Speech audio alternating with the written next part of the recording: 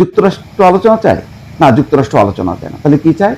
তারা একটা একটা নাটক মঞ্চস্থ করতে চায় এবং সেই নাটকটাই হলো 21 ঘন্টা ধরে পাকিস্তানের ইসলামাবাদে। সকালে যারা ঘুম থেকে উঠেছেন, যারা অনলাইন পত্রিকা বা টেলিভিশন চ্যানেল খুলেছেন, তারা নিশ্চয়ই ধাক্কা খেয়েছেন প্রথমেই এই খবরটা দেখে যে 21 ঘন্টা আলোচনার পর কোনো সমঝোতা চুক্তি ছাড়াই জেডি ভ্যান্সের নেতৃত্বে মার্কিন প্রতিনিধি দল ইসলামাবাদ ত্যাগ করেছে।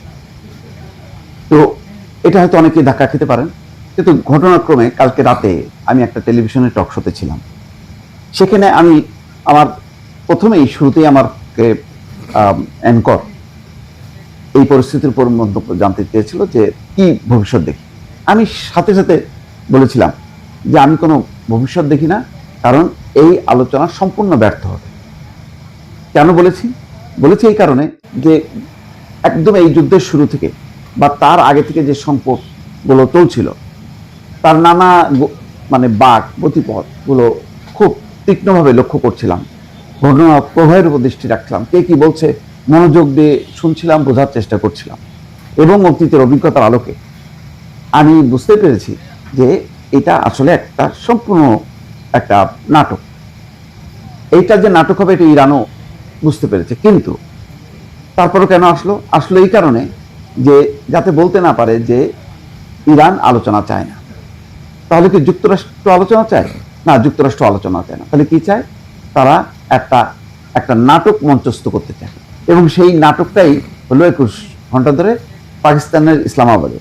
জেডি ভ্যান্স ইসলামাবাদে এসছে, ডোনাল্ড ট্রাম্প পাঠিয়েছেন, মার্কিন ভাইস প্রেসিডেন্ট।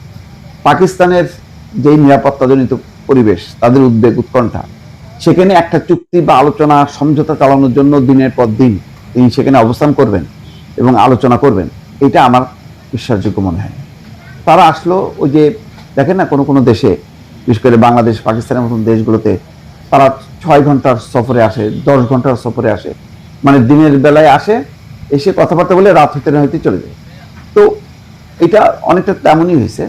এবং সবচেয়ে বড় কথা হলো আমেরিকা এই আলোচনার আগে থেকে যে হুমকি ধামকি দিচ্ছে যে তারা সৈন্য পাঠাচ্ছে, মানে তাদের নৌবহরগুলো প্রস্তুত আছে এবং আলোচনার শর্ত না মানলে একেবারে ইরানের কঠিন পরিণতি হবে, এগুলো বলছিল না। এগুলো বলার অর্থটা হলো যে আলোচনা যাতে সফল না হয়, ব্যর্থ হয়, ইরানকে চাপের মুখে ইরান পরাজিত হয়েছে।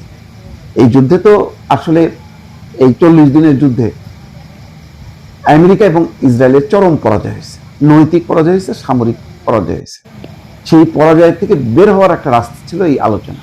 পশ্চিমা তার মিত্রদেরকে বোঝাবে যে দেখো, আমরা তো আলোচনা চাইছি, কিন্তু ইরান তো তার পারমাণবিক কর্মসূচি থেকে সরে আসতে চায় না, সুতরাং তারা কোনো নিশ্চয়তা দিতে চায় না, সুতরাং আমরা বলছি যে এই আলোচনা সফল হবে না। আমরা অনেক উদার মন নিয়ে গিয়েছিলাম, অনেক ছাড় দিতে চেয়েছিলাম, তাদের জব্দ করা সম্পদ ছেড়ে দিতে বলেছি, এই সমস্ত কথাবার্তা বলবে। তার পশ্চিমা মিত্ররা বলবে হ্যাঁ হ্যাঁ তাই তো এরকম আলোচনা করতে গেল জেডি ভ্যান্স ইসলামাবাদে, তারপরে ইরান শুনলো না, ইরানের মতন খারাপ দেশ আর হয় না। সুতরাং এখন পরবর্তীতে তারা যে আক্রমণটা করবে তার একটা নৈতিক ভিত্তি দাঁড় করানোর জন্য আমেরিকা এই পুরো নাটকটা আয়োজন করবে। পাকিস্তান তারা কি জানে না? হ্যাঁ, তারাও জানে, তাদের কিছু করার নেই। তারা হচ্ছে এখন অনেকটা কি বলবো, পুতুলের মতন তাদের আচরণ হবে, কারণ আমেরিকার সাথে তো পারবে না, তাদের আমেরিকাও দরকার, তাদের মধ্যপ্রাচ্যও দরকার। তো ঘটনাক্রমে ডোনাল্ড ট্রাম্প আমেরিকার উপর ভর করেছে, বিশেষ করে আসিম মুনিরে সে অত্যন্ত পছন্দ করে, বলে যে আমার প্রিয় ফিল্ড মার্শাল। তো শাহবাজ শরীফ, আসিম মুনির এবং আসিম মুনির দেখেন সভাপতিত্ব করছে এরকম গুরুত্বপূর্ণ আলোচনা, একটা পলিটিক্যাল ডায়লগ। মূলত তো এটার সংকটটা তো রাজনৈতিক। তো এখানে পাকিস্তানের প্রধানমন্ত্রী বা অন্য কেউ সভাপতিত্ব করতে পারতো, কিন্তু আসিম মুনিরকে দিয়ে সভাপতিত্ব করা হলো। দেখ, সেটা অন্য আলোচনা।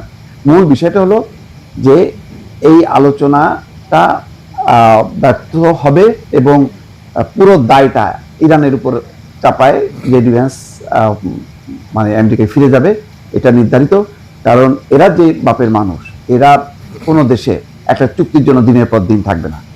তাদের যদি সত্যিকারের মানসিকতা থাকতো, তাহলে উইটকফ বা একটু নিম্ন স্তরের আরো কিছু কর্মকর্তাদেরকে পাঠাতো এবং হয়তো ফাইনাল চুক্তির সময় জেডি ভ্যান্স বা মার্কো রুবিও পররাষ্ট্রমন্ত্রী তারা যে উপস্থিত হতো, কিন্তু তারা সেটা করেনি। তো এটা পরিষ্কার, কালকে যেটা অনুমান করছি দর্শক, ঠিক সেটাই কিন্তু ঘটলো।